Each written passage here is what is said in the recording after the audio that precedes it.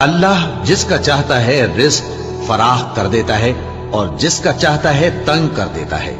اور کافر لوگ دنیا کی زندگی پر خوش ہو رہے ہیں، اور دنیا کی زندگی آخرت کے مقابلے میں بہت تھوڑا سامان ہے۔ اور کافر کہتے ہیں کہ اس پیغمبر پر اس کے پروردگار کی طرف سے کوئی نشانی کیوں نازل نہیں ہوئی؟ کہہ دو کہ اللہ جسے چاہتا ہے گمراہ کرتا ہے، اور جو اس کی طرف رجوع ہوتا ہے اس کو اپنی طرف کا رستہ دکھاتا ہے، یعنی ان کو جو ایمان لاتے اور جن کے دل اللہ کی یاد سے آرام پاتے ہیں ان کو۔ اور سن رکھو کہ اللہ کی یاد سے ہی دل آرام پاتے ہیں۔ جو لوگ ایمان لائے اور عمل نیک کیے ان کے لیے خوشحالی اور عمدہ ٹھکانہ ہے۔ جس طرح ہم پہلے پیغمبر بھیجتے رہے ہیں اسی طرح اے نبی ہم نے تم کو اس امت میں جس سے پہلے بہت سی امتیں گزر چکی ہیں بھیجا ہے، تاکہ تم ان کو وہ کتاب جو ہم